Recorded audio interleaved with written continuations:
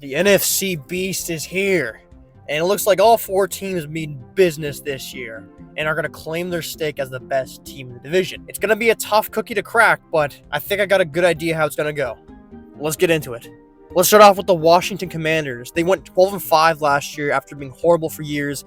They get rookie quarterback Jaden Daniels. They get Dan Quinn, and boom, all of a sudden, the team looks a brand new, beautiful, great team. Now, the question is, are they going to keep it up for a second year in a row, and is Jaden Daniels going to have a sophomore slump?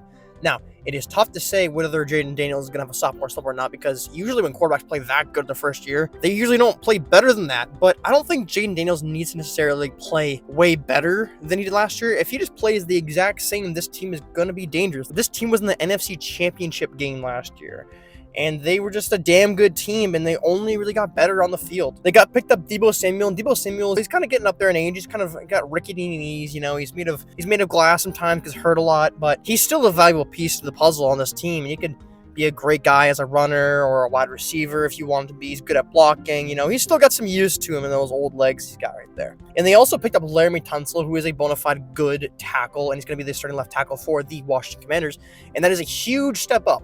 I know he was probably causing drama in the locker room, but when you get that good of a tackle on your team for a young quarterback, that's just great stuff right there. You can't go wrong with some extra protection for your young quarterback, all right?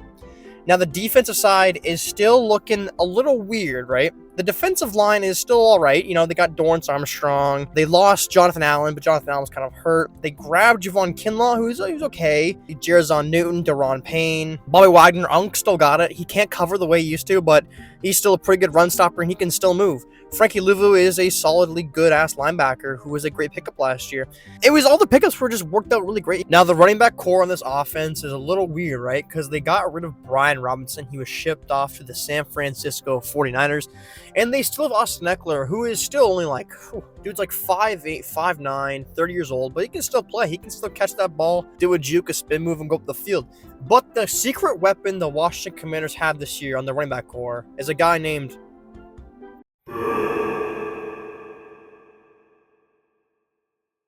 They did pick up Von Miller, and obviously Von Miller is getting paid way too much, but he can still play.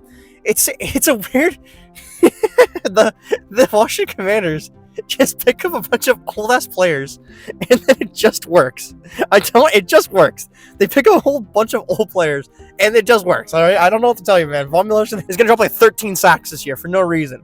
For no reason whatsoever, Von Miller drops like 13 sacks. I'm going to call it right now. Oh my gosh. This is where the defense falls off as the secondary. The secondary is pretty bad, all right? They got Trey Amos, who I believe is a young player. You know, Marshawn Lattimore was not very good last year. Maybe since he's healthier this year, maybe he can play a little bit better football. He could. It's possible. Oh, God damn it. What is that guy's name? That cornerback? That really skinny cornerback? I feel kind of bad for him, but he's out of the league. Yeah, he was banished to the shadow realm. You know, Tress Way, one of the best punters in the league. You can't go wrong with some Tress Way in your life, as the Washington Commanders do. I think this team's going to be really good this year. Obviously, I don't think Jaden Daniels is going to play way better. I think it's going to be probably the same quarterback as last year, which is still really good. And I think they have a good case of winning the NFC East. Next team up is the Dallas Cowboys, all the way down in Dallas, Texas. Now, let me tell you something about Dallas, Texas. All right, y'all. Dallas, great city. I've lived in Dallas, Texas briefly for a stint, a 2-3 month period. I got to say, it's very nice city. People were pretty chill, a lot of great food. Overall, great experience.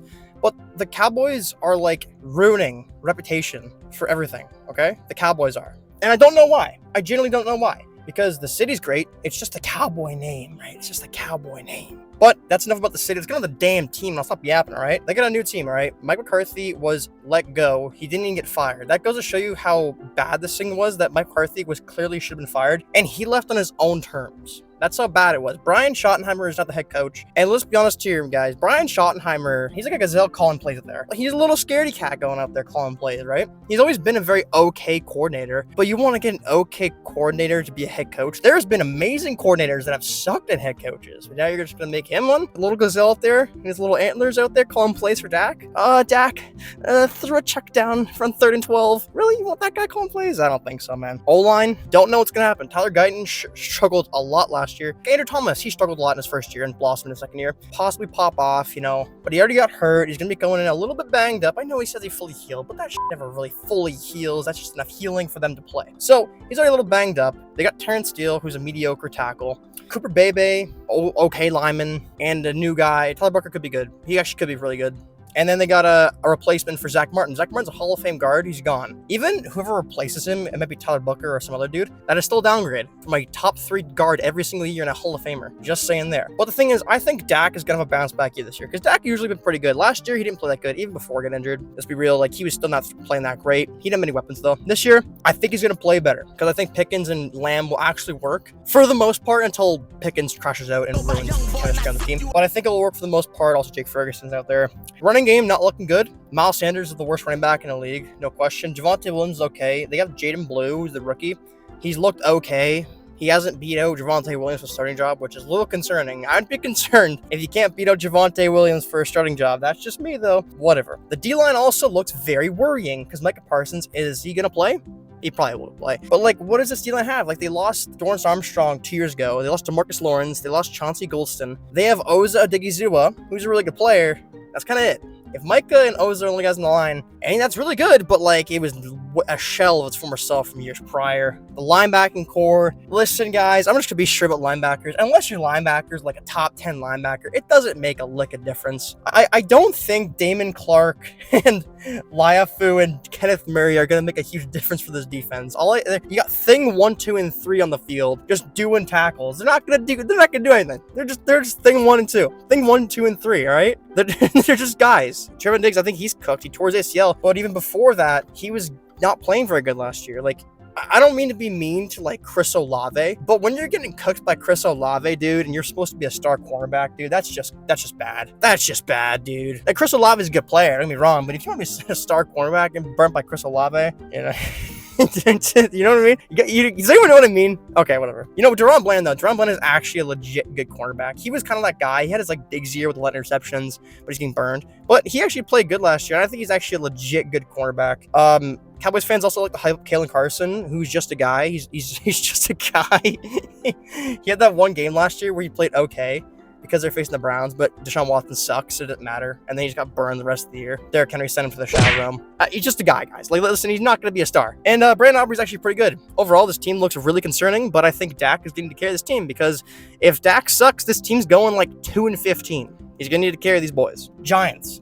The QB room goes crazy on this team. I'm like Tommy DeVito, Jameis Winston, Russell Wilson, Jackson Dart. Jackson Dart actually looks like he has potential. I'm convinced that Brian Daboll just hated Daniel Jones, because like a system works so much better when Daniel Jones is gone. I know it's preseason, but like everyone looks like they're having fun out there. The vibes are going crazy. I don't think this team's going to be good, but I think they got vibes. I like it. Jackson Dart looks like he has promise. He has that playmaker ability. He's not just a statue there. He has that playmaker ability, you know? But the main thing with this team is that front four is so good. It's going to be the best in the division. That division is tough with D lineman, man. Kayvon Thibodeau is still a good player. Not the guy we thought he'd be. Still good. Brian Burns is still there. He is still there, and he's still playing good.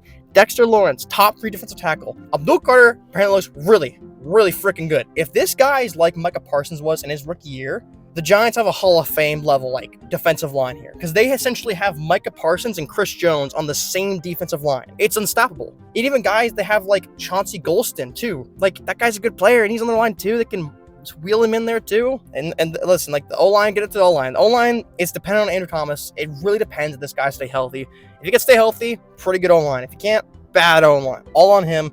Wide receiving core looks all right. You know, Neighbors is a stud. I like Wanda Robinson and Darius Slayton. Good players. And this is where the team kind of falls off as a secondary, because their secondary sucks. They got Javon Holland on safety, which will help a bit, but it's kind of like putting a Band-Aid over a flesh wound. Like, I guess it'll help, but it's not going to fix it. That's kind of how it is having a safety that's really good on a team, a bunch of shitty cornerbacks. Although the Giants, they have promise, but they're in a tough division, unfortunately. Final team, the Eagles. The Eagles are the defending Super Bowl champions, man. The O-line looks big and lethal as ever. The first year Justin Kelly's gone, they're still as dominant. What can you say? They know how to draft the O-line. They're freaking amazing. Barkley is the best running back in the league right now. And even though they still have a pretty good backup in Will Shipley, who can take some load off for Barkley, maybe not force him to pound the rock like 30 times a game like last year. They also got Brown and freaking Smitty, man. 1-2 punch. Like, even last year, I thought they underperformed last year, and they were still really good in the playoffs. This year, I think they're going to play a bit better than last year. Dallas Goedert is still one of the best tight ends in the league. And don't get me started on the D-line of this team. The D-line, they lost Josh Sweat, which is a sucks. It does suck, but they still got guys like freaking Nolan Smith, who blossomed last year, who I think could be a double-digit sack leader. Jalen Carter's a top 5 defensive tackle in the league. He just is. You don't have to like him. You don't have to. He's a top 5 defensive tackle in this league. He's an absolute freaking stud. Again, losing Milton Williams is sucks, but also I think you could put a lot of guys beside Jalen Carter and they'll play good. And they picked up Azeez Oshawari, who's an underrated-ass player for that D-line. And even their linebacking core, man, the Kobe Dean, Zach Bond, they picked Jihad Campbell. We let them take Jihad Campbell. Secondary is going to be good again. Quinyon Mitchell's only going to get better. Cooper DeJean's only going to get better. These guys are freaking rookies, man. Reed Blankenship. Oh, man. Like, these guys are only getting better. They're rookies, man. They were studs last year. It's hard to pick against the Eagles again this year. They're going to be really good. All right, time for the predictions, all right? In last place, I got the New York Giants, but don't fret, New York Giants fans. I think you guys are getting around 6-7 wins. 6-7. 6. That's pretty good for this division. Their schedule is rough and tough, but I think the Ghost game is going to be a feisty team. It's going to give a lot of teams trouble. They may get blown out a few games, but I think any team to face, and even like the Chiefs or the Eagles, they're gonna get punched in the mouth and get back up and kick you right in the balls and keep fighting you. They're gonna lose, but they're gonna fight hard. In third place, I have the Dallas Cowboys at 9-8.